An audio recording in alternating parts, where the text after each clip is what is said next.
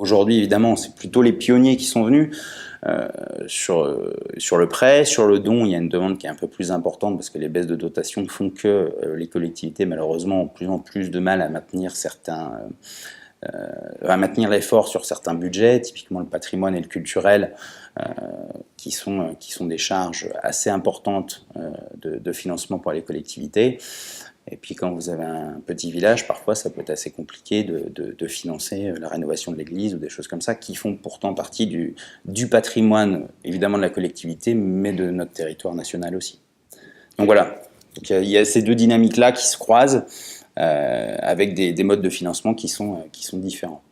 Quel type de projet, du coup, on retrouve de ce que vous avez déjà fait et à quel type de projet ça correspond? On a des choses assez variées. On est une jeune entreprise, hein, puisque depuis septembre 2016, on a lancé la première opération. Mais voilà, mais après, on se retrouve sur des choses assez variées. On a de l'équipement sportif, on a du culturel, on a des énergies renouvelables. Voilà. Après, ça peut être assez large puisque notre proposition s'adresse aussi bien aux collectivités elles-mêmes qu'aux SEM, donc les sociétés d'économie mixte ou les sociétés publiques locales. Donc il y a un champ des possibles qui est assez large. Et au niveau des discussions, c'est vrai qu'on a l'agglomération de Saint-Brieuc était relativement importante, mais on a plutôt eu des petites villes après.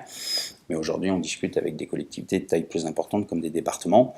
Voilà. Donc on verra où tout ça nous mènera, mais notre leitmotiv, c'est vraiment de dire, voilà, le civic crowdlending, ce qu'on appelle le civic crowdlending chez nous, en tout cas, c'est le financement par la foule, en prêt, mais avec une logique citoyenne. Donc voilà, donc tout ça, en tout cas, participe à de meilleurs échanges entre des différents acteurs des territoires.